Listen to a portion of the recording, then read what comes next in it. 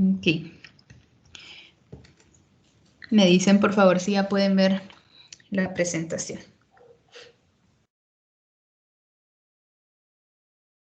Ya, doctora. ¿Ya? Ok, gracias. María Alejandra Donis. Ok. Es de esta sección, ¿verdad? Bien. Bueno, vamos a empezar entonces con la sesión de hoy, que es equilibrio ácido-base.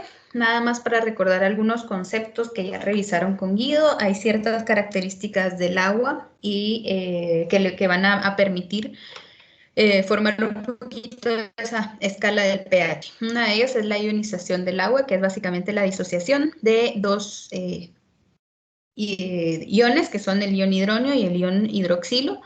Esta constante comunicación, pero constante disociación entre estos dos iones, permite o le confiere al agua ese pH neutro, ¿verdad? Porque ninguno de los dos constante comunicación. Si tuviéramos una mayor concentración de iones hidronio o ácidos, tendríamos un pH ácido, y si tuviéramos una mayor concentración de iones hidroxilo, el pH se aumentaría y tendríamos un pH básico. En nuestro cuerpo, el pH básicamente va a estar determinado dependiendo de las biomoléculas que tengamos y los grupos funcionales. Estos van a estar modificando entonces el pH a algo más ácido o algo más básico en cada una de las partes de nuestro cuerpo. Aquí tenemos un esquemita que nos explica más o menos esa variación en el pH en los distintos órganos, en las distintas secreciones, en los distintos líquidos. En el sistema gastrointestinal probablemente es en donde las variaciones son más marcadas, en la saliva y a nivel del estómago. El pH es un poquito más ácido. En el caso del estómago no un poquito, sino bastante más ácido. Podemos tener pHs hasta de 0.8. Y ya conforme vamos avanzando en el sistema gastrointestinal, ya cuando se secretan tanto la bilis como las secreciones pancreáticas, el pH se vuelve mucho más básico, ¿verdad? Nos damos cuenta que la secreción pancreática tiene un pH de entre 8 y 8.3. En lo que nos vamos a enfocar hoy es más que todo en esta parte de aquí, ¿verdad? En la sangre. El pH arterial tiene un pH entre 7.4 y 7.45 y el venoso entre 7.3 y 7.35. En general, el intervalo que vamos a estar utilizando es de 7.35 a 7.45. El tipo de muestra que tengamos puede variar este intervalo, pero normalmente igual vamos a estar utilizando este. El pH puede verse alterado en algunos procesos patológicos. Básicamente,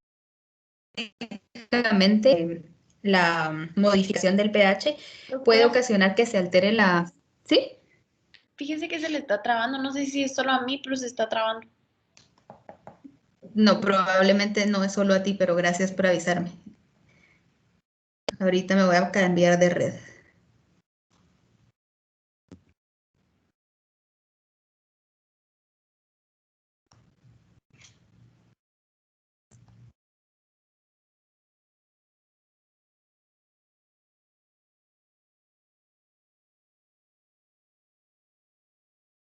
Ok, ahí estamos. ¿Sí pueden ver todavía la presentación? Sí. Todavía se ve. Ya. Okay. Muy bien. Entonces, al modificarse el pH podemos tener ciertas alteraciones en la estructura y función de algunas biomoléculas, especialmente de las enzimas. Hay enzimas que van a tener o que van a funcionar a determinados pHs, y si nosotros modificamos este pH, pues pierden su función. En el caso de algunas proteínas, pues sabemos que tanto el pH como la temperatura puede influir en su estructura, pueden desnaturalizarse, y por lo tanto es muy importante que nuestro cuerpo logre responder a esos cambios súbitos en el pH. Básicamente lo hace por medio de 3 mecanismos: 2 órganos y un sistema sanguíneo que permite entonces el equilibrio ácido-base. Lisa, ¿cuál ¿Cuáles son Sí. esos mecanismos que tiene el cuerpo para protegerse?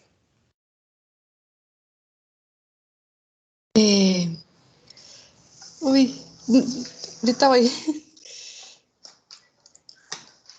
Sería, creo que son los pulmones, Ajá, los pulmones es uno de el ellos. riñón, y creo que Riñón. leí tampones, Ajá, exactamente. tampones, sí. El sistema de tampón, sistema buffer o sistemas de amortiguación, todos los tres son sinónimos.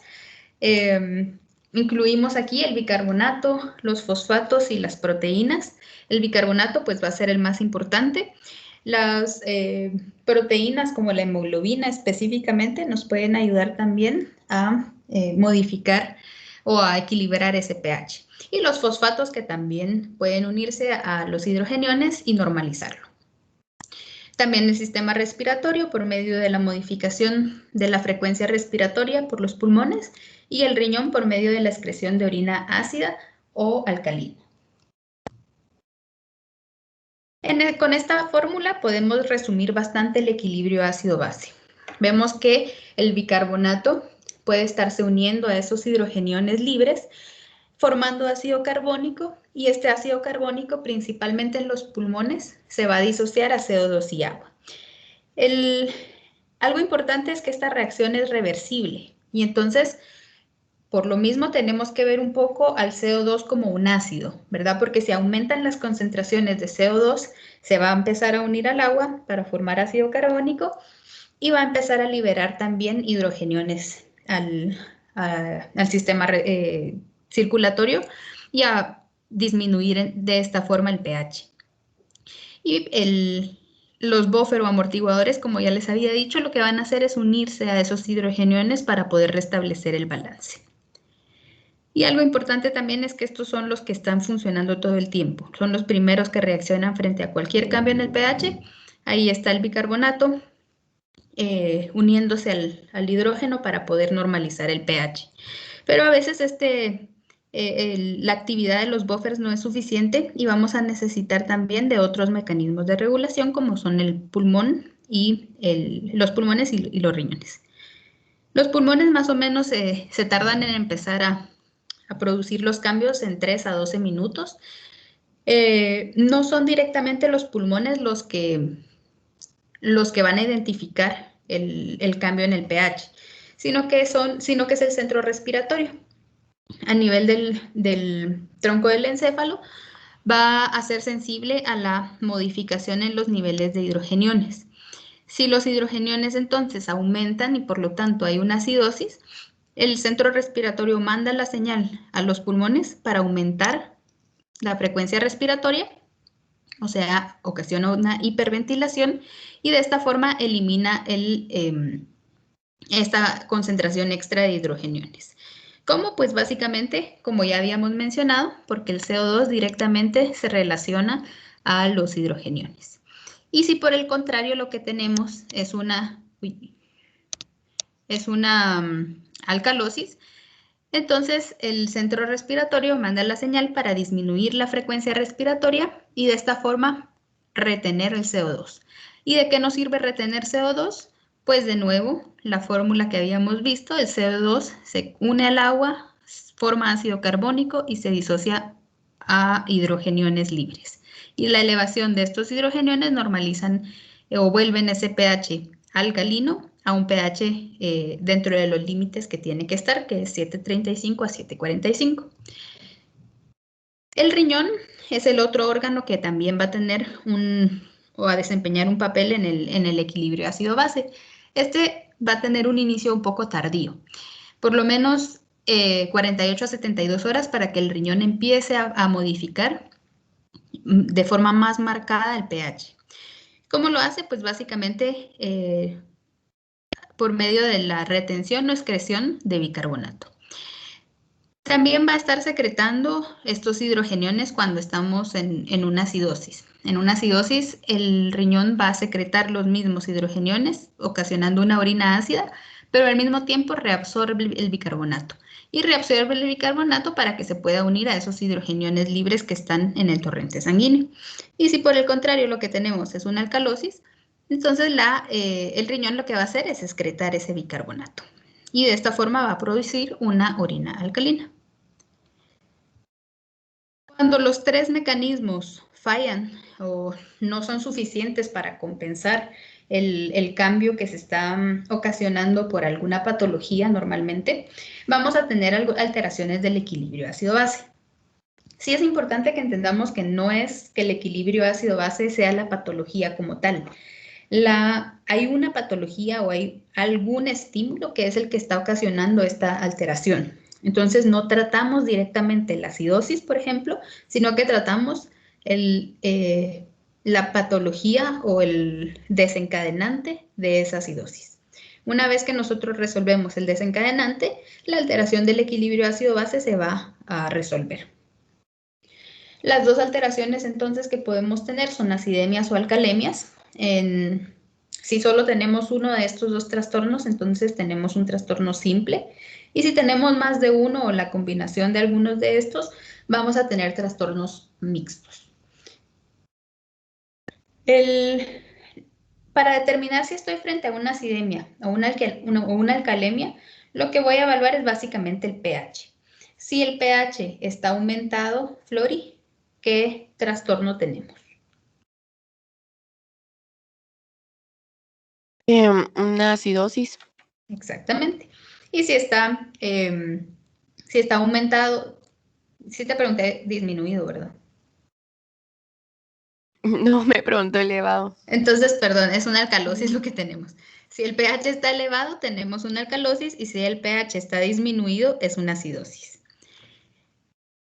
Aquí le vamos a poner acidemia entonces, pH menores a 7.35 y una alcalemia mayores a 7.45. Una vez que nosotros ya evaluamos el pH, entonces vamos a ver o a establecer el trastorno primario. El trastorno primario, pues simplemente lo vamos a determinar viendo si es el bicarbonato o el dióxido de carbono el que se está aumentando o disminuyendo. Algo importante es que tenemos que saber que lo común es que encontremos que los dos valores estén alterados. Esto es porque va a haber siempre una compensación. Y eso lo podemos ver en esta tablita. Cuando el trastorno primario es de origen metabólico, como en este caso, que vemos que en las acidosis y alcalosis metabólicas es el bicarbonato el que disminuye en la acidosis y aumenta en la alcalosis, la respuesta va a ser una compensación pulmonar. Y esto obviamente va a ser por medio de la modificación del CO2 que se produce por la hiperventilación o hipoventilación. Mientras que si el trastorno primario es respiratorio, es el CO2 el que se va a estar alterando y la compensación va a estar dada por la disminución o elevación del bicarbonato por los riñones. Eso siempre es así. Entonces, se dan cuenta que en una acidosis metabólica el pH va a estar alto, el bicarbonato va a estar bajo y también el CO2 va a estar bajo. ¿Por qué? Porque es la compensación esperada. Esa compensación esperada también hay que cuantificarla un poquito, pero eso más adelante lo vamos a ver. Ya para empezar a interpretar los gases, lo primero que tengo que saber es que esos gases, pues soy yo quien los va a pedir, ¿verdad? Entonces yo tengo que estar segura o tengo que saber cuándo voy a pedir unos gases venosos, unos gases arteriales y más o menos qué es lo que espero encontrar, perdón. No es tanto de hagámosle gases a todos los que vienen a la emergencia, sino que hay ciertos diagnósticos que a mí me van a orientar a pedir una muestra de gases sanguíneos. Bárbara, ¿qué diagnóstico se te ocurre que podemos tener en la emergencia que nos orienta a pedir una muestra de gases sanguíneos? ¿Cómo así? ¿Me puedes repetir la pregunta? Por ejemplo, ¿qué paciente o cómo crees que podría llegar un paciente, con qué diagnóstico podría llegar que a ti te oriente a pedir una muestra de gases? ¿Qué patologías te orientarían a ti a pedir una muestra? Tal vez diabetes. Ok, diabetes. Eh, con la diabetes es importante que sepamos que no es que a todos los pacientes diabéticos les vamos a hacer gases. Principalmente vamos a pedir una muestra de gases sanguíneos cuando estamos sospechando que este paciente diabético está consultando a la emergencia por una cetoacidosis diabética. Pero sí es un buen ejemplo. Sofía. Sofía Letona. Bueno, Si un paciente tiene disnea, Ok, un paciente con dificultad para respirar. ¿Y qué diagnóstico se te ocurre a ti que podría tener? ay Dios, acidosis respiratoria, no. Alcalosis respiratoria tal vez, porque eso No, provoca. me refería al diagnóstico de base, no a la alteración Eh, ácido básica. Tal vez, tal vez algo del corazón. Ok, una insuficiencia cardíaca nos puede llevar a una alcalosis Ay, me respiratoria por escucho. hipoxia. Ujú, podría ser. Em, ¿A quién le pregunté? A Sofía Letona, ¿verdad? ¿La otra Sofía, la par? por intoxicaciones, Ajá, ¿cómo cuál? por fármacos o tóxicos, ¿Alguno específico que etanol. etanol, metanol, salicilatos, todos los que mencionaba la tablita cuando teníamos una acidosis metabólica anion gap elevado, ¿verdad? Todos esos toxicológicos nos pueden orientar entonces a una alteración del equilibrio ácido-base. ¿Qué otro diagnóstico, Pamela? Podría ser por nefropatías. Ok, nefropatías es un muy buen diferencial. Cualquier nefropatía nos puede alterar el bicarbonato y por tanto ocasionarnos un trastorno metabólico. ¿Qué otro, Gabriel? ¿Ya me escucho? ¿Sí me escuchas? Sí. Perfecto. Puede ser tal vez con alguien que ha corrido, por ejemplo, una maratón y creemos que se sobreexpuso o sea, se esforzó más de lo que tenía que hacer y tiene intoxicación por ácido láctico. Ok, una acidosis láctica, otro buen ejemplo. Vamos a tener entonces una acidosis metabólica. Otro ejemplo, Wagner. Insuficiencia renal. Insuficiencia renal entra dentro de las nefropatías que ya habíamos mencionado, pero sí, está bien. Mariale no va a estar hoy. Uno más, Luisa. Puede ser pérdidas digestivas de bicarbonato. Ajá, ¿y eso cómo lo evidencio? ¿Con qué motivo de consulta va a llegar mi paciente?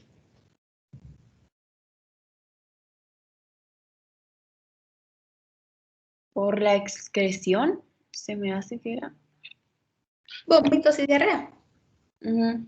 Ese es el motivo de consulta por el que el paciente va a llegar, ¿verdad? Y si nos dice, he estado con vómitos desde hace 3 días o diarrea desde hace 3 días, lo que tenemos es que sospechar es que ha estado aumentada esa excreción del bicarbonato y por lo tanto puede tener una acidosis metabólica. Esos son algunos de los más frecuentes. Cualquier patología pulmonar que modifique la frecuencia respiratoria, ya sea por atrapamiento del aire, o por alguna obstrucción, puede entonces ocasionar un trastorno primario de origen respiratorio. Entonces, ya decidí que yo voy a pedir una muestra, tengo que determinar de dónde voy a tomar esa muestra, si voy a tomarla de un acceso venoso o de una arteria. Y esto básicamente depende de qué es lo que me interesa buscar a mí. Si a mí me interesa ver la oxigenación, porque estoy con un paciente asmático, por ejemplo, voy a pedir una muestra de sangre arterial. Mientras que si mi paciente llego por diarrea, vómitos, por una insuficiencia renal, lo más seguro es que el origen primario es metabólico y por lo tanto voy a pedir una muestra venosa. Si es una muestra venosa, pues de cualquier vena puedo obtenerla, pero si es una muestra arterial, lo más común es que utilicemos la arteria radial para obtener la muestra. Para esto yo primero tengo que realizar una prueba que se llama el test de Allen, que es la que aparece aquí en la pantalla, para poder asegurarnos de que si por alguna razón lesionáramos la arteria radial, la arteria cubital va a seguir irrigando esa mano y el paciente no va a tener isquemia o pérdida de la mano. ¿En qué consiste la prueba? Pues básicamente yo voy a palpar en un primer lugar aquí tanto el cubital como el radial. Luego voy a ocluir ambas arterias y con esto la mano se tendría que poner un poco más pálida. Después de que la mano se pone pálida, yo libero la arteria cubital y de esta forma me aseguro de que la irrigación es adecuada, y si por alguna razón cuando yo puncione la arteria radial se lesionara, pues la arteria cubital va a seguir manteniendo la perfusión hacia la mano. Ya que yo realicé el test de Allen y vi que la cubital estaba permeable, entonces voy a proceder a puncionar la arteria, y básicamente lo que hago es palpar el pulso radial. Donde yo palpo, hago la punción y de aquí voy a obtener entonces la muestra. Algo característico de la toma de muestra arterial es que la jeringa se va a llenar solita. ¿Por qué? Porque la arteria va a llevar una fuerza, una presión, y esto va a permitir que la jeringa se llene solita, aunque no es que llenemos la jeringa, sino que 1 o 0.5 cc es lo que vamos a estar recolectando. Algunas características importantes de la jeringa de gases es que va a tener sus paredes heparinizadas. ¿Esto qué quiere decir? Que la muestra no se debería de coagular. Las jeringas normales, si nosotros tomamos una muestra y la dejamos en la jeringa, se va a coagular. En estas jeringas no debería coagularse porque tienen esta heparina en sus paredes. Y va a tener también este tapón de aquí, que cuando yo termino de tomar la muestra y desecho la aguja, tapo la muestra para que el oxígeno del ambiente no vaya a influir o alterar los resultados de mi paciente. A veces en el hospital Roosevelt específicamente, que es donde yo roté, no hay de estas jeringas de gases. Entonces hay que utilizar otras jeringas y heparinizarlas. No deberíamos de usar jeringas de insulina porque estas no son compatibles con la máquina en donde vamos a procesar los gases, sino que las jeringas normales. Estas las heparinizamos con la heparina sódica y estamos conscientes de que por ser heparina sódica pueden modificarnos los resultados del sodio. La heparina obviamente solo tomamos un poquito, vemos que cubra todas las paredes y ya después desechamos la heparina. No es que la heparina se vaya a quedar ahí en la jeringa, sino que yo eso lo desecho, pero igual van a quedar restos y pequeñas gotas de heparina, por lo que si el sodio me sale aumentado, yo sé que puede ser secundario a la heparina sódica que yo utilicé. Ya que tomé mi muestra, mi siguiente paso pues es ir a procesarla. Normalmente en el hospital, por temporadas, dicen los externos no pueden procesar gases, pero eso solo dura un tiempo y de ahí en la vida real siempre estamos procesando nosotros los gases. Y esta es justamente así era la máquina de la emergencia de adultos. Entonces levantamos esta compuerta y aquí introducimos la jeringa. En esta pantalla vamos a estar ingresando los datos del paciente, ya sea su nombre completo o solo su registro o el número de cama. Ponemos también si es una muestra arterial, venosa o capilar. Ponemos la FIO2 del paciente, la temperatura del paciente y ya la máquina va entonces a empezar a procesar la muestra, nos va a imprimir el resultado por aquí. Se va a lavar y cuando se lava los desechos caen aquí a estos botecitos, y en estos botes de este lado lo que tiene son los reactivos. Los reactivos a veces pueden estar bajos y eso nos lo va a indicar la máquina en el resultado. Algo que es más que todo para que lo tomen en cuenta cuando estén en el hospital es que de la máquina va a salir una aguja. Esa aguja va a tomar la muestra y si yo no moví un poquito la jeringa por un tiempo para que no se formaran coágulos, para que entrara en contacto toda la muestra con la heparina en las paredes, entonces se pueden empezar a formar microcoágulos.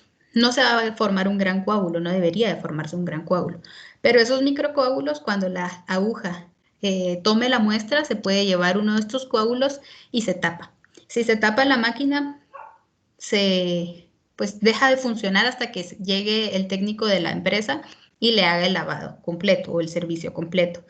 Eso quiere decir que si yo estoy turnando en la emergencia y no, ya me quería ir, entonces rápido procesé la muestra sin ver si había coágulos o sin moverla un poquito, dejé sin máquina de gases a toda un área. En el hospital solo hay 4 máquinas de gases, entonces tenemos que cuidarlas y el ver o el estar moviendo un poquito la muestra no nos quita nada y es algo que sí deberíamos de estar haciendo para cuidar el recurso. Estos son los resultados que nos va a imprimir la máquina. Hasta aquí abajo en notas muchas veces nos aparecen algunos errores. Si tiene muchos errores o aparecen un gran listado de errores, pues no son tan confiables los gases. Pero si solo nos dice dentro de los errores que el reactivo de sodio está bajo, entonces sabemos que a lo que no le vamos a poner mucha atención o en lo que no vamos a confiar mucho es en el resultado del sodio. Aquí arriba, si yo introduje los datos de mi paciente, van a aparecer ahí. Si no, va a aparecer así en blanco. Yo lo puedo colocar a mano para no confundir los resultados. Cuando uno turna en intensivo o en la observación, tiene que procesar por lo menos 10 muestras cada hora o cada 2 horas, o depende de cada cuánto tenga el paciente los estudios. Entonces siempre tiene que identificar bien todos los resultados que está imprimiendo.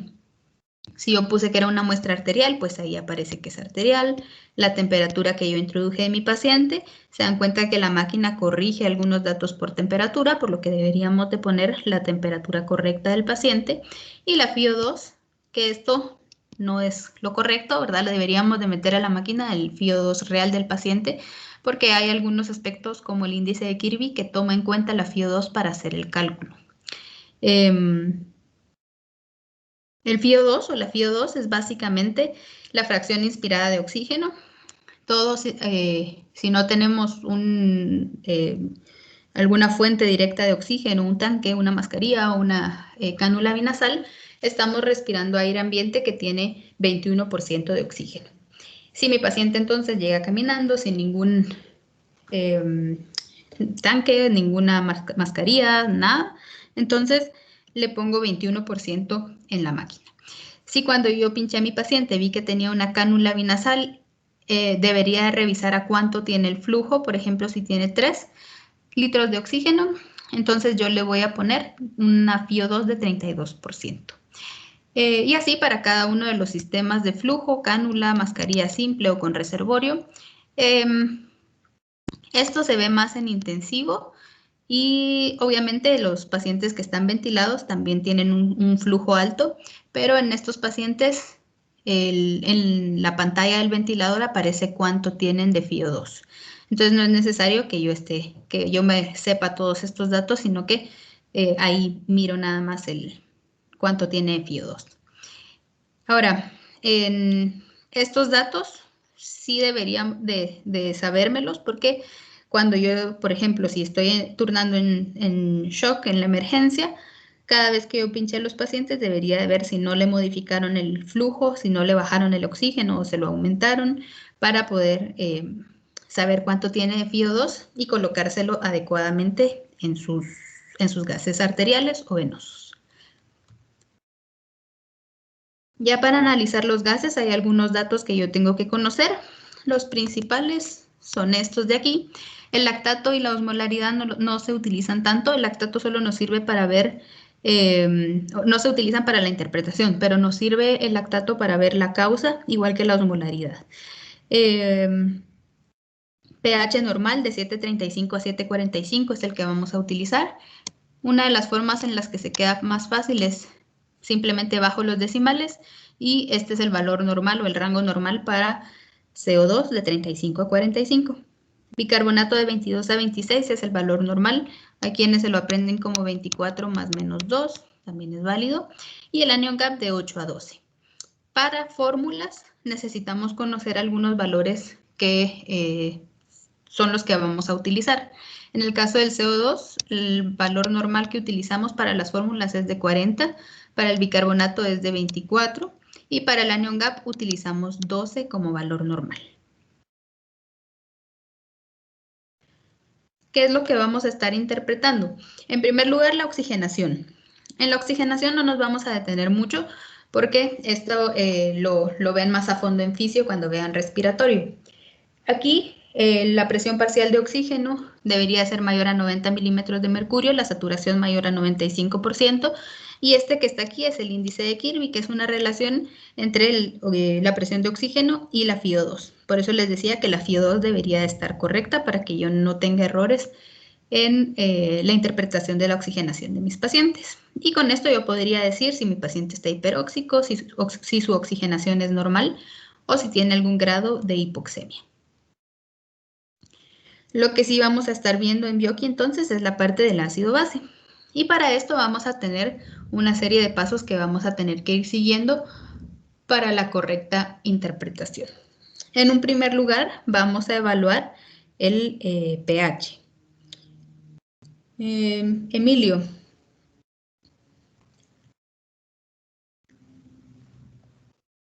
Sí. ¿Qué alteraciones podemos encontrar cuando evaluamos el pH nada más? ¿Cómo? Disculpe, es que hoy sí voy mal de internet, disculpe. Ah, ok. Sí, al evaluar el pH, ¿qué podemos determinar? ¿Qué alteraciones podemos determinar que hay? Acidosis y alcalosis. Exactamente. Solo viendo el pH podemos decir hay una acidosis o hay una alcalosis o es normal, ¿verdad? Eso es lo único que podemos decir hasta ese momento. Ya posteriormente vamos a tener que determinar el trastorno primario. ¿Y qué tenemos que evaluar, Estuardo, en los resultados del paciente para poder determinar el trastorno primario?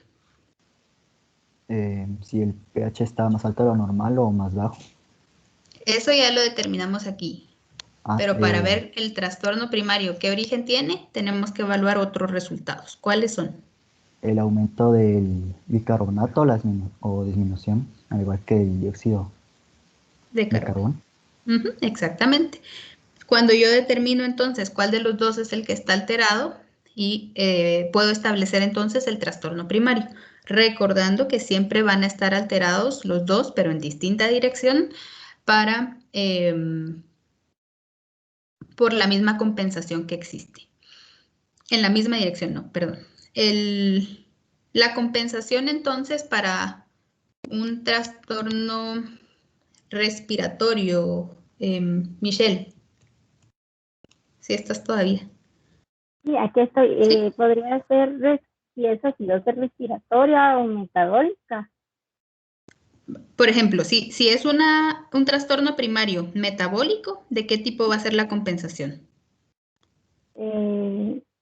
Trastorno primario metabólico. Metabólico, me dijo. Ajá, metabólico. Tal vez el bicarbonato. Ese sería el trastorno primario porque es metabólico. La compensación va a ser respiratorio. Okay. Ajá, y viceversa, ¿verdad? Si el trastorno primario es respiratorio, la compensación va a ser metabólica. Esto siempre va a ser así. La compensación la tenemos que evaluar porque a veces no se está dando o porque a veces se dio de más.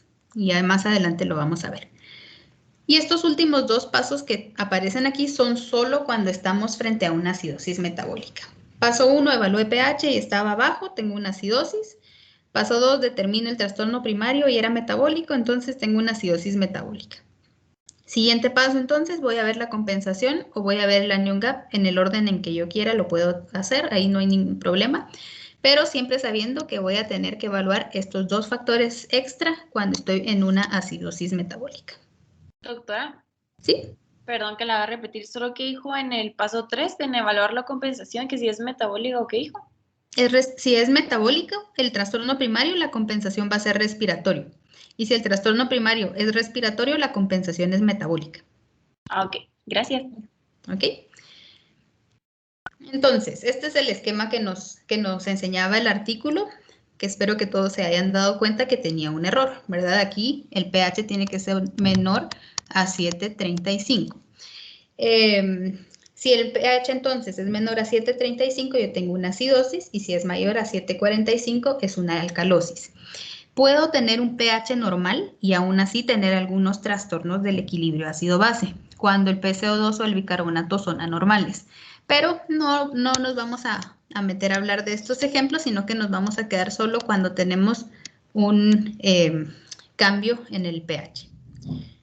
Si yo ya determiné entonces que había una acidosis o una alcalosis, el siguiente paso va a ser ir a ver el trastorno primario. Y para esto yo voy a tener que evaluar el CO2 y el bicarbonato.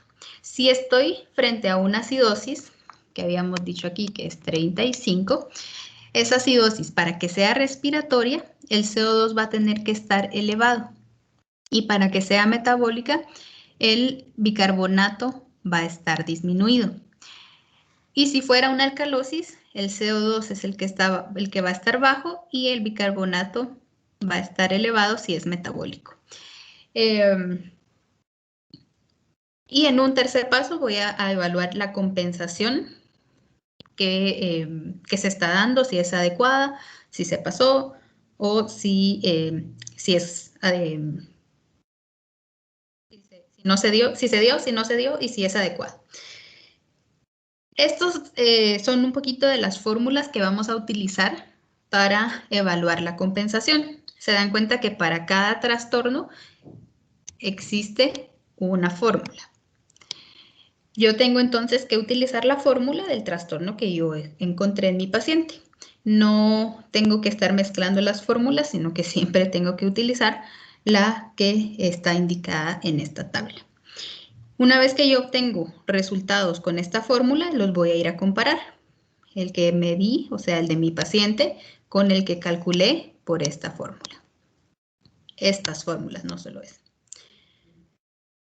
¿De dónde salen esas fórmulas? Pues de las relaciones que se han evidenciado que existen, ¿verdad? Cada vez que hay una acidosis metabólica, por ejemplo, por cada miliequivalente de que disminuye el bicarbonato, el pulmón va a compensar disminuyendo la presión de CO2 en 1.2 milímetros de mercurio. Y lo mismo con las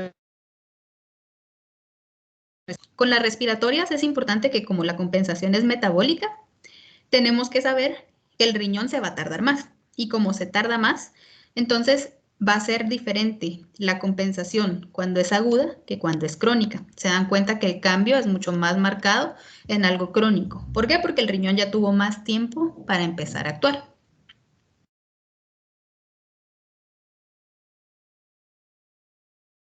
Bárbara, ¿ibas a preguntar algo? No. No. No. La compensación entonces respiratoria se va a dar frente a un trastorno metabólico. Nos sirve determinar o comprobar si esta se dio porque podemos tener trastornos asociados. Obviamente, trastornos de tipo respiratorio. Entonces, lo que tenemos que hacer es calcular en cuánto esperaríamos que estuviera el CO2 si el trastorno estuviera compensado. Y para eso utilizamos estas dos fórmulas. En el caso de una acidosis metabólica utilizamos la ecuación de Winter y simplemente multiplicamos el bicarbonato del paciente por 1.5 y le sumamos 8. A ambas fórmulas los resultados le tenemos que sumar y restar 2. Esto nos va a permitir formar un intervalo. Si, por ejemplo, con la fórmula de Winter yo obtuviera un resultado de 20, como es más menos 2, entonces el intervalo que yo puedo formar es de 18 a 22. Este 18 a 22 es el CO2 calculado. Si mi paciente tuviera 15 de CO2, eso quiere decir que el CO2 medido es menor que el calculado y por lo tanto el paciente va a tener una alcalosis respiratoria asociada. Y si por el contrario el valor de mi paciente fuera, en este caso, mayor a 22, por ejemplo, un 29, entonces el CO2 medido es mayor que el calculado y el paciente tiene una acidosis respiratoria asociada.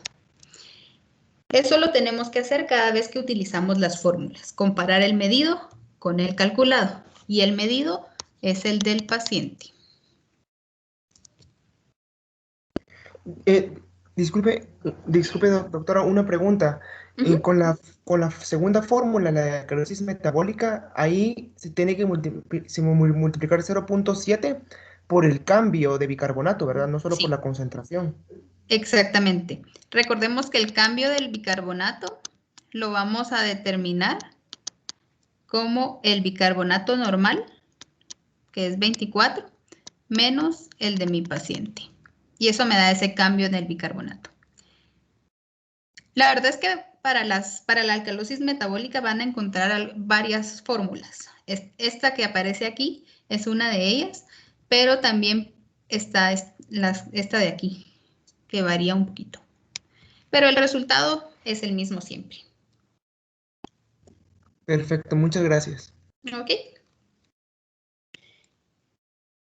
Ahora, cuando estamos frente a un trastorno primario de origen respiratorio, sabemos que la compensación va a estar dada por el riñón, o sea, va a ser una compensación metabólica. Lo primero que tenemos que hacer antes de ir a comparar un bicarbonato es determinar si es algo agudo o es algo crónico.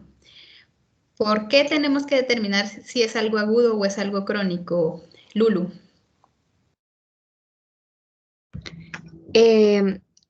Porque es que realmente es por la salud y por el bienestar del paciente, porque si es un comportamiento continuo, por ejemplo, si es en el documento decía que tenemos que determinar la evolución del trastorno. Si es menor a 72 horas, se considera agudo, y si es mayor, es crónico. Entonces, dependiendo de los signos y de los síntomas que presente el paciente, puede que esté demasiado grave o que al futuro podamos encontrarnos con más o peores patologías. No sé, Okay. eso se me viene. Sí, si es algo crónico, probablemente vamos a tener que actuar un poquito más rápido y el tratamiento va a ir orientado también a otros trastornos. Pero al momento de estar analizando los gases, la principal razón por la que tenemos que establecer si es algo agudo o es algo crónico es porque sabemos que el tiempo que lleva actuando el riñón es mayor en algo crónico y por lo tanto los cambios van a ser más marcados. Se dan cuenta aquí que siempre cuando es algo agudo, los cambios suceden con aumentos o disminuciones mayores en el CO2, mientras que cuando es algo crónico, ya se dan los cambios un poco más rápido, digamos.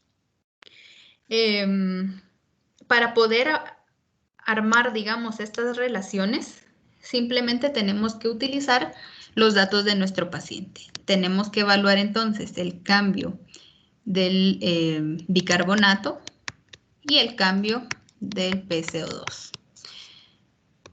Estos cambios yo los evalúo con los valores normales, ¿verdad? 40 para el CO2, 24 para el bicarbonato y esto le resto lo de mi paciente.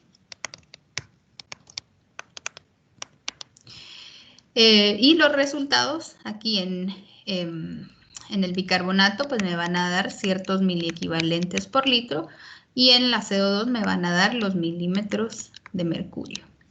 Y ahí construyo yo estas relaciones, ya sea el aumento o la disminución.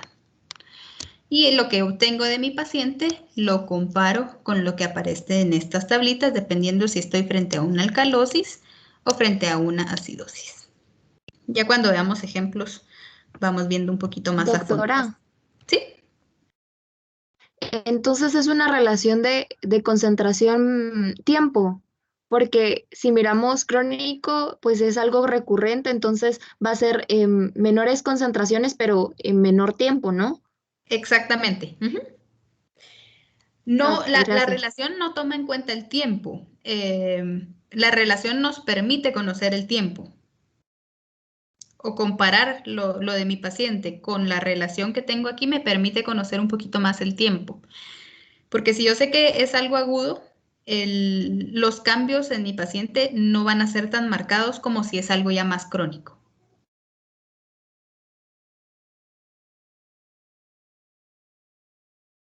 Gracias. Ok, otra forma que podemos utilizar bueno, como había mencionado ya Lulu, sabemos que las 72 horas es un punto de corte. Ahora, no siempre podemos utilizar este factor que es un poquito más subjetivo como un indicador de si es algo agudo o es algo crónico. Cuando estamos en el intensivo y le sacamos unos gases hace 12 horas, le repetimos ahorita y encontramos que tiene una acidosis respiratoria, ahí sí podemos decir que es algo agudo, ¿verdad? Porque acabamos de ver que hace 12 horas estaba bien y ahorita ya hay una alteración. Definitivamente es algo agudo. Pero si el paciente tiene una historia que quizás no es tan clara, ¿verdad? Sí, que no podemos establecer bien el tiempo de evolución del trastorno respiratorio, entonces no podemos utilizar esa información. Entonces, este tiempo de evolución solo va a ser útil si tenemos bien clara la historia. Y la tercera forma para ver si es algo agudo o es algo crónico es por medio de estas fórmulas. Recordemos que estas fórmulas salen también de esas relaciones que vimos previamente. Y algo importante es que estas fórmulas nos están dando el aumento o la disminución del bicarbonato. Entonces, el resultado de estas fórmulas yo se lo tengo que sumar o restar a 24 para poder establecer en cuánto debería estar el bicarbonato de mi paciente, y es eso lo que yo voy a comparar con el que tiene mi paciente. Yo lo voy a comparar con esta suma o resta que yo haga. Y ya con esto puedo establecer si hay un trastorno metabólico asociado.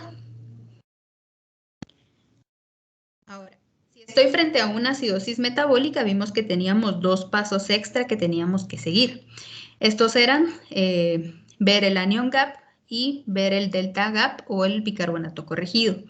En el caso del anion gap, simplemente utilizamos la fórmula de anion gap, que ahorita la vamos a ver, y vamos a determinar si está alto o si es normal.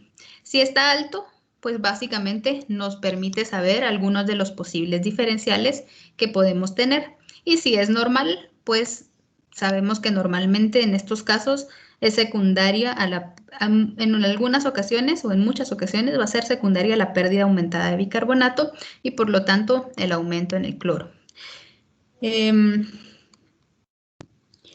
Esta es la fórmula del anion gap. Pueden encontrar algunas fórmulas en donde tiene sumado el potasio. Nosotros no vamos a utilizar esa fórmula, sino que nos vamos a quedar solo con el sodio menos el cloro más el bicarbonato. El valor normal entonces para eso es de 8 a 12, para esta fórmula es de 8 a 12 y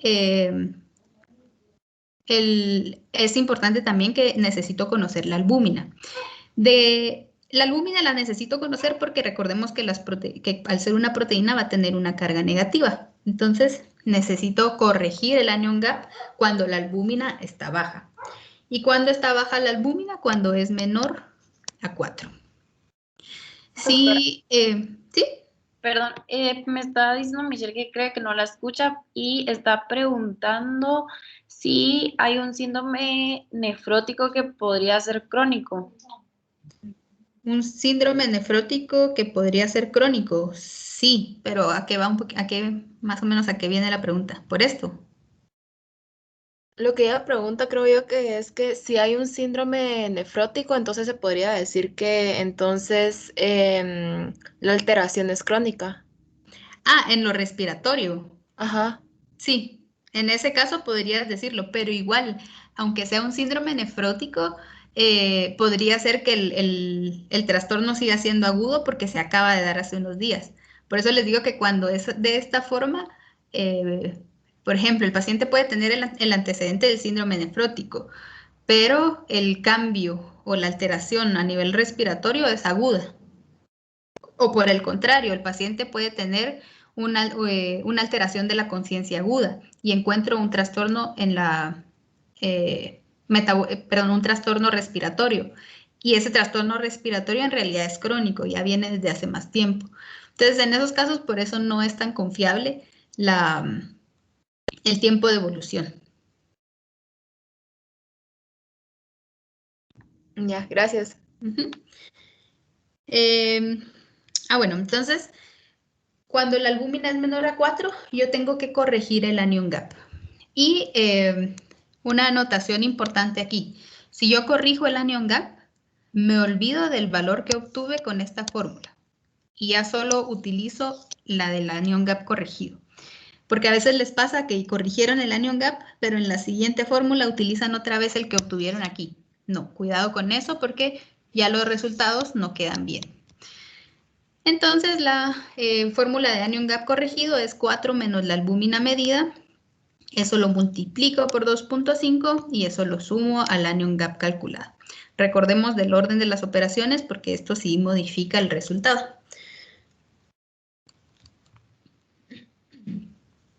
Si yo ya corregí el anion gap porque había que corregirlo y está aumentado, o no lo corregí, pero igual está aumentado, entonces voy a tener una acidosis metabólica anion gap elevado o una acidosis metabólica solo anion gap. Si es así, mi siguiente paso es ir a evaluar si hay otro trastorno asociado. ¿Por qué? Porque, como les decía, normalmente en estos trastornos el bicarbonato va a estar, la pérdida de bicarbonato puede estar más marcada. Entonces puede haber otros trastornos metabólicos asociados y esto lo vamos a evaluar por medio de estas dos fórmulas. De una de las dos fórmulas, el bicarbonato corregido o el delta gap. Ambas me dan lo mismo. Yo puedo utilizar cualquiera de las dos porque con las dos yo voy a concluir lo mismo. ¿De qué depende? De cuál les guste más. Para el bicarbonato corregido, únicamente al anion gap le voy a restar 12 y se lo voy a sumar al bicarbonato medido o el de mi paciente. Y si es menor a 22, voy a decir que el paciente tiene una acidosis metabólica no anion gap asociada. O si es mayor a 26, que tiene una alcalosis metabólica asociada. ¿Asociada a qué? Asociada a la acidosis metabólica anion gap elevado. Ya se me secó la garganta.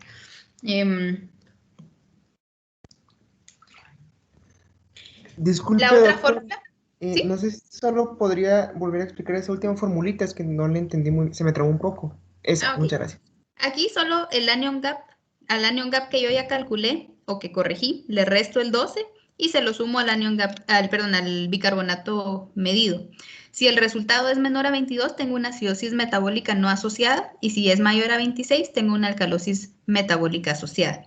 Si está entre 22 y 26, pues no tengo ningún trastorno asociado y estos trastornos pueden estar asociados a la acidosis metabólica anion gap elevado. Perfecto, muchas gracias. Y ahí cuando dice no asociada, o sea, es que sí tiene, sí la tiene, pero por otra razón diferente. No es como consecuencia de la anion gap, de la acidosis metabólica con anion gap elevado. No, lo que pasa es que el paciente va a tener una acidosis metabólica anion gap elevada con una acidosis metabólica no anion gap. Va a tener los dos trastornos. Ah, muy bien, muchas gracias. Ok. Y la otra fórmula que puedo utilizar es la fórmula de delta gap o de delta ratio. Y aquí simplemente voy a utilizar el anion gap normal, que es el de 12, y el bicarbonato normal, que es de 24. Voy a restarle el del paciente y esto lo meto a la división y el resultado lo interpreto. Si está dentro de 1 y 1.5, no hay nada asociado. Si es 1, va a haber una acidosis no gap adicional, como en el ejemplo anterior, con la otra fórmula también había una acidosis no gap adicional. Y si es mayor a 1.5, hay una alcalosis metabólica adicional.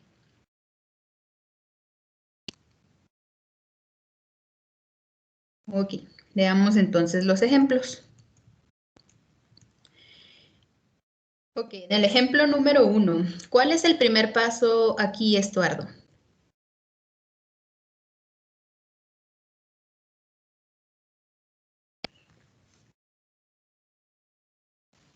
Hola, ¿se me escucha? Sí, sí te escucho. Perdón, es que se me está trabando el internet. Ok, ¿cuál sería aquí el primer paso?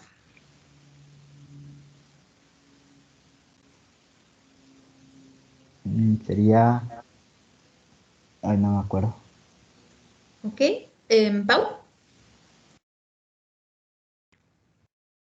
Eh, Tal vez evaluar lo del pH Ok, evaluamos el pH. Aquí está el para ver pH. si ¿Cómo es está? alcalosis o ácido.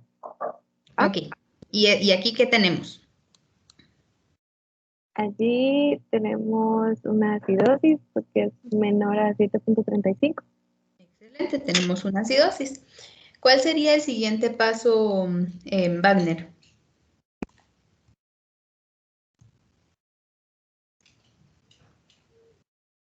Sería analizarlo, en este caso sería el PAO y TAO2 para ver si está, pero el PAO2 para ver si está alta o baja. Pero es PaCO2, no PaO2. Sí, perdón. Ajá. Entonces aquí la CO2 estaría alta y el bicarbonato, ¿cómo está? Bajo. Bajo. Ujú.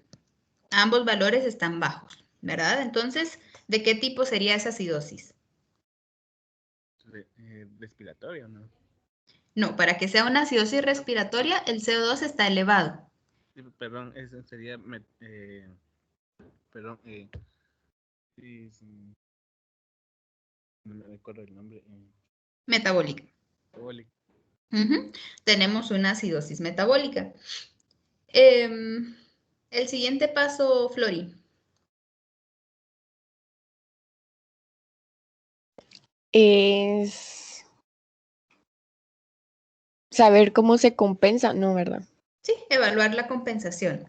La compensación esperada para una acidosis metabólica es precisamente que el CO2 baje. Y en este caso sí está bajo. Entonces, vamos a decir que es un proceso parcialmente compensado. Nos falta meter los datos a la fórmula, pero eso lo vamos a hacer más adelante. Como es una acidosis metabólica, Flori, ¿cuál sería el siguiente paso?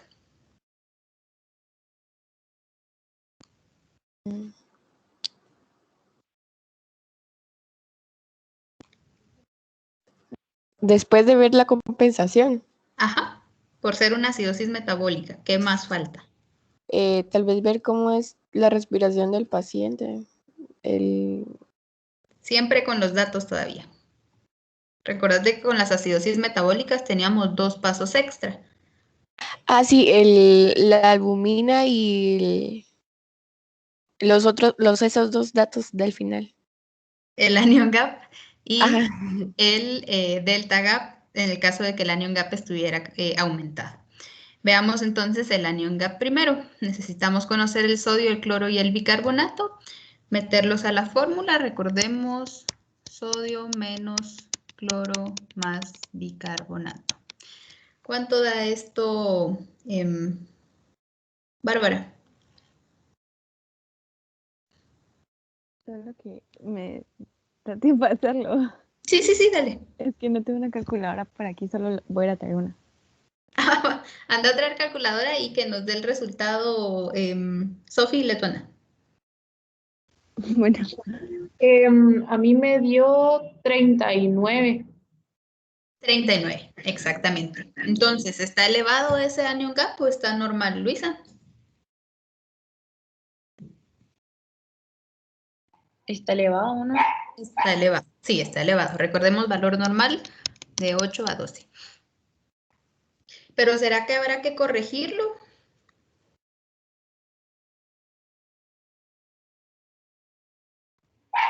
¿A mí me está preguntando? Sí. Sí. ¿Por qué hay que corregirlo?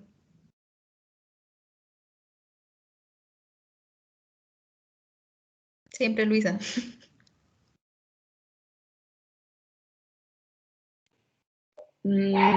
Porque... Ay, no sé. Ok, para determinar si tenemos que corregir o no, necesitamos conocer la albúmina. La albúmina, si es menor a 4, lo corrijo. Si es mayor a 4 o igual a 4, no es necesario que lo corrija. Entonces no lo tengo que corregir. Y nos quedamos con que el anion gap del paciente es 39 y como bien dijiste, está elevado. Entonces tenemos una acidosis metabólica, anion gap elevado. Siguiente paso en una acidosis metabólica, anion gap elevado. Lulu.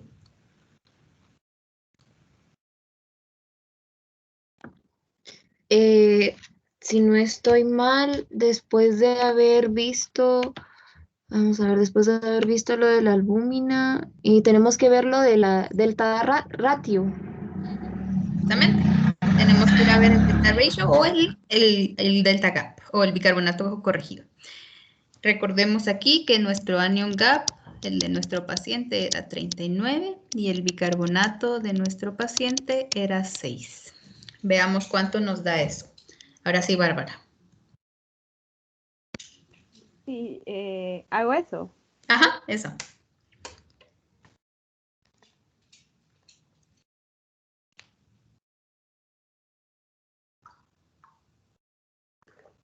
Me dio... ¡Ay! Me borró ahorita. 6.5. Ah, no, no. Ajá. Ahorita.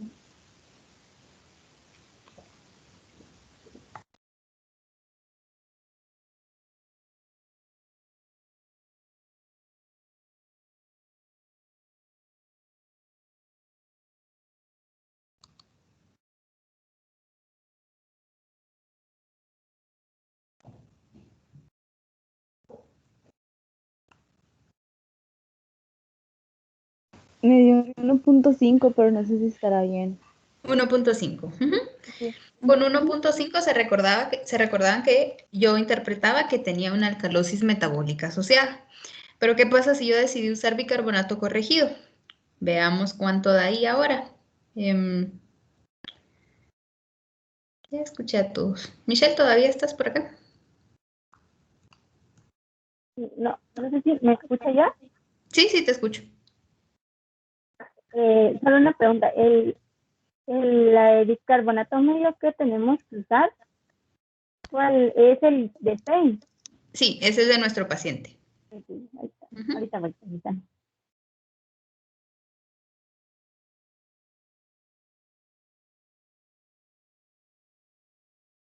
En este paso se puede hacer cualquiera de los dos, doctora. Sí, cualquiera de los dos. O los dos. No, cualquiera de los dos. Gracias. Ahorita en el ejemplo les puse los dos porque quiero que vean que da lo mismo, que nos da el mismo resultado. ¿Cuánto te dio, Michelle? 144. No. Aquí este anion gap es 39 menos 12 y eso más 6. Ah, más 6, perdón, lo estaba multiplicando. Entonces nos da 33. Y se recuerdan que si el resultado es mayor a 26, tenemos una alcalosis metabólica asociada. Esto es lo mismo, ¿verdad? Entonces, el paciente tiene una acidosis metabólica anion gap elevado con una alcalosis metabólica asociada. Por cualquiera de los dos métodos obtenemos el mismo resultado. Entonces, ahí, el que ustedes prefieran. En su taller, obviamente, me ponen ahí la fórmula que utilizaron para que yo pueda calificar bien eso. Bueno, nos había quedado pendiente ver la compensación. Habíamos visto nada más que estaba parcialmente compensado, pero ahora vamos a utilizar la fórmula de Winter para ver si la compensación es adecuada o si se pasó. Ahí ya me adelanté yo a esto. Bueno, por aquí en realidad les da 17 más menos 2 y con eso podemos hacer el intervalo de 15 a 19. Y esto lo vamos a comparar con el de nuestro paciente, que es 13, por lo tanto el medido es menor al calculado y el paciente tiene también asociada una alcalosis respiratoria.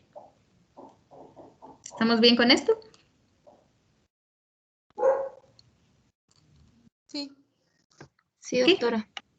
Entonces el diagnóstico final del paciente es una acidosis metabólica anion gap elevado precedida por una alcalosis metabólica con una alcalosis respiratoria asociada. Esto de precedida por una, no hay problema con que ustedes tengan que poner ahí el precedido, sino que pueden dejarlo como una acidosis metabólica anion gap elevado con una alcalosis metabólica y una alcalosis respiratoria asociadas. Así que, doctora, disculpe, ¿esto sería un trastorno mixto? Sí, esto es un trastorno mixto, exactamente. Veamos el ejemplo 2. Lisa. ¿Sí? ¿Cómo está el pH del paciente aquí? Está elevado. ¿Okay? Está elevado. ¿Cómo está el CO2 y el bicarbonato?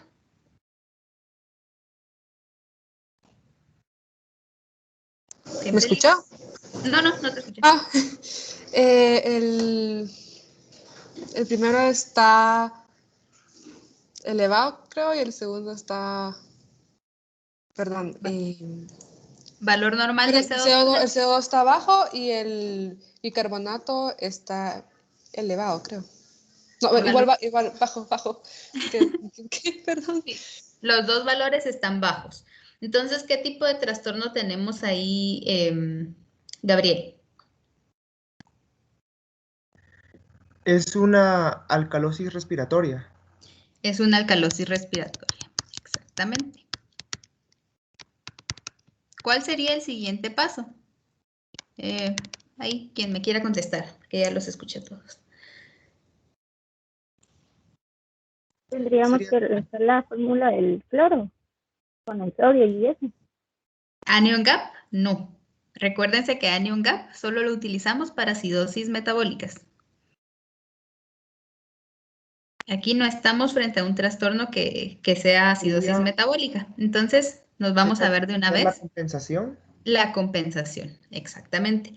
Y para ver la compensación, ¿qué tengo que determinar primero en un trastorno respiratorio? Si la presión está como normal, es que no sé, algo así. No, el tiempo de evolución, ¿se recuerdan si es agudo o crónico? ¿Por qué? Porque necesitamos hacer esa comparación con la de nuestro paciente para ver el bicarbonato, cuánto ha bajado en una alcalosis respiratoria. Vamos a hacer entonces el cambio de bicarbonato. Ay, no, ¿qué dice? El cambio de bicarbonato y el cambio de CO2. Valor normal de bicarbonato. 24. 24. ¿Y valor normal de CO2? 40. 40. Menos el de mi paciente sería 18 y 16. ¿Cuánto nos da esto? 6 y 24. 24. Okay. Esto todavía lo podemos simplificar a un cuarto.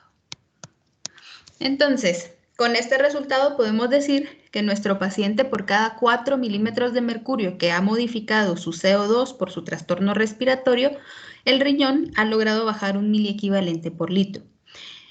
Esto es lo que yo tengo que comparar con estos resultados de aquí, pero no es solo de ver que cómo se acerca más, sino que el análisis que hay que hacer es, bueno, si fuera algo agudo, mi paciente logra los cambios de 1 miliequivalente por litro de bicarbonato frente a cambios o disminuciones de 5 milímetros de mercurio. Mi paciente lo está haciendo más rápido, ¿verdad? ¿Por qué? Porque lo hace frente a cambios de 4 milímetros de mercurio. Entonces, esto ya es algo crónico, aunque no sea todavía la relación 1 a 2, pero igual ya dejó de ser algo agudo porque los cambios los logra más rápido. Entonces establecemos que mi paciente tiene una alcalosis respiratoria crónica. Otra forma de verlo es por medio de estas fórmulas. Perdón, es que no escuché por qué es crónica.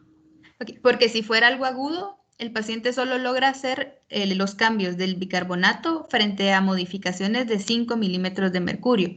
Mi paciente ya lo hace a los 4, o sea, es más rápido.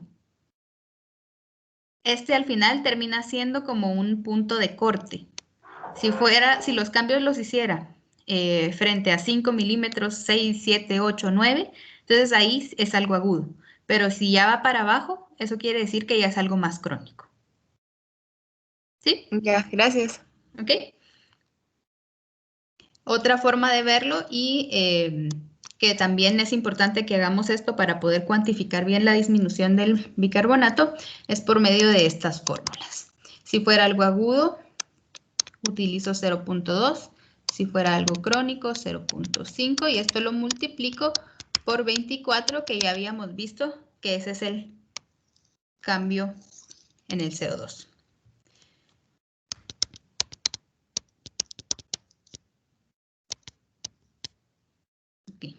Sí nos da así, ¿verdad? Sí, así da. Estos son miliequivalentes y lo analizamos de la siguiente forma. Mi paciente cambia su bicarbonato en ha cambiado su bicarbonato en 6 miliequivalentes por litro.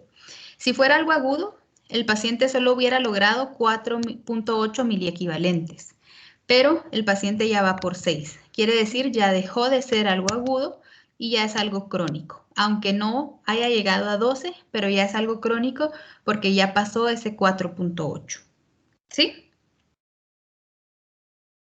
Doctora, disculpe, el 0.2 y el 0.5, esos son los valores que ellos nos dan, ya establecidos, ¿verdad? Sí, esos son los de la fórmula, exactamente.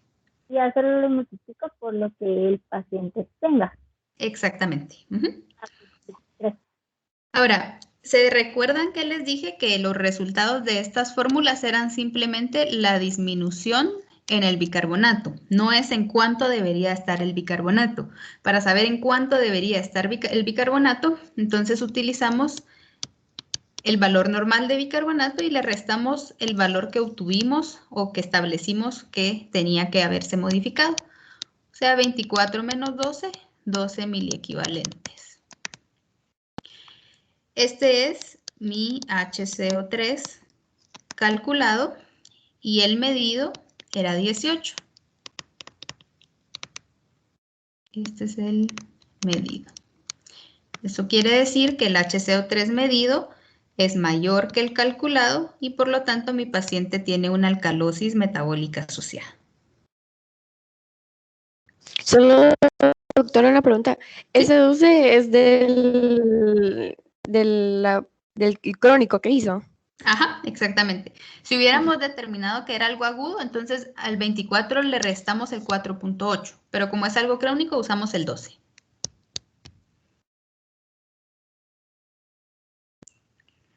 Doctora, disculpe, ¿por qué en las primeras formulitas lo multiplicamos por 24? O sea, ¿por qué 0.2 por 24? Y no por 24 es el cambio de nuestro paciente para el CO2. Esto que hicimos aquí. Ah, muy bien. Perfecto, muchas gracias. Ok.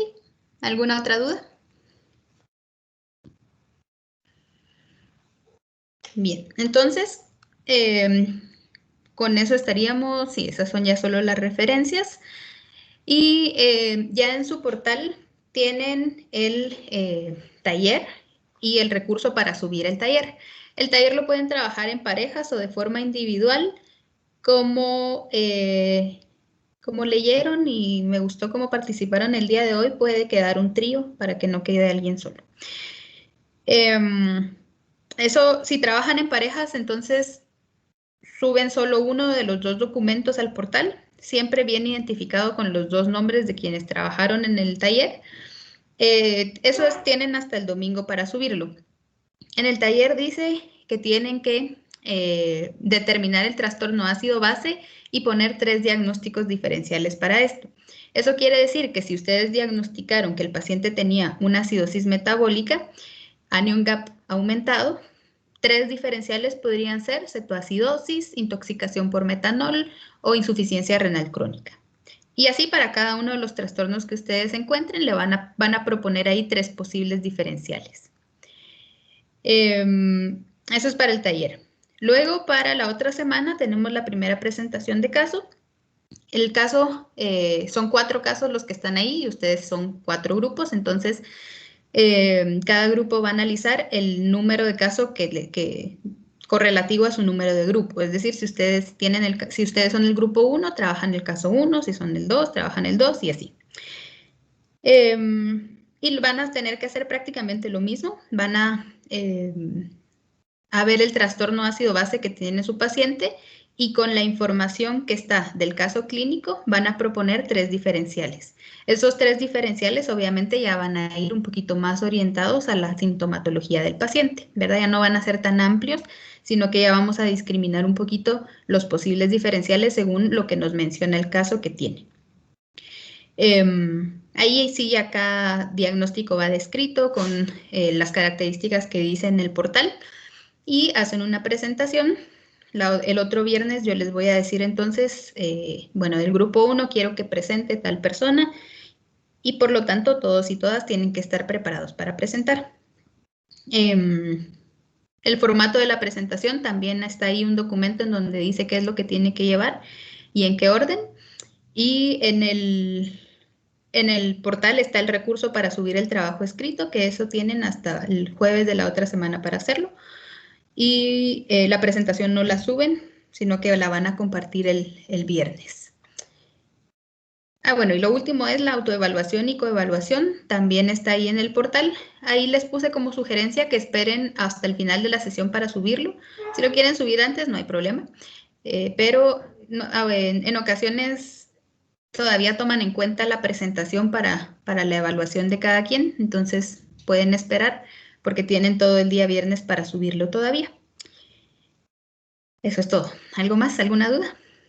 Sí, doctora, disculpe. Para este taller, como él decía que hay que subir los cálculos, ¿verdad? Esos cálculos los ponemos en el documento ya como las fórmulas ya desde Word o a mano.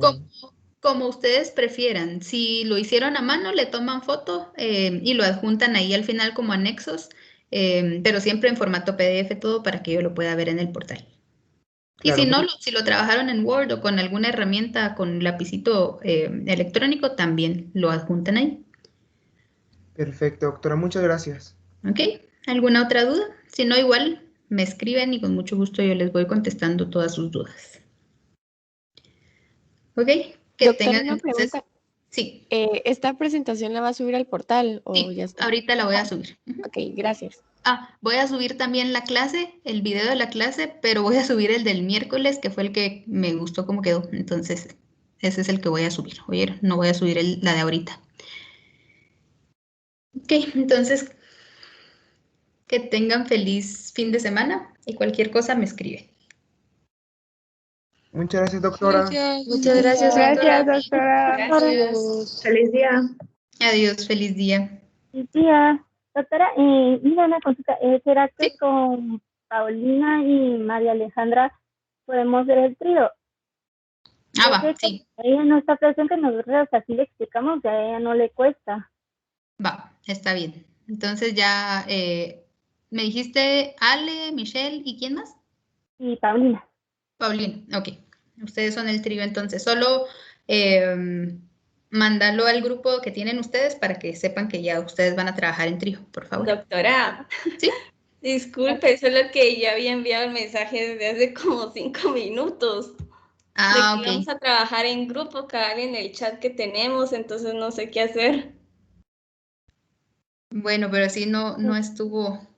trabajen los dos tríos porque no estuvo Ale, entonces, y sí me justificó su ausencia. Entonces trabajen los dos tríos nada más, solo ustedes dos, ya nomás. Está bien. Y doctora, solo ahorita una consulta. Decime. Usted nos subió un video, ¿verdad? Para ver lo de... sí, ajá. Lo de... Para revisar, para las fuentes bibliográficas. Ajá. Pero a mí, como yo no tenía eso, yo hice lo de las credenciales, creo que era, ¿verdad? Que había que pedir. Y en Inari creo que es, ahí sí me dejó, pero en el otro que es Dynamite, creo que es el otro. Pero para Dynamite no tenés que pedir credenciales. No, es que yo escribí, yo leí que ahí decía que había que enviar un correo, ¿verdad?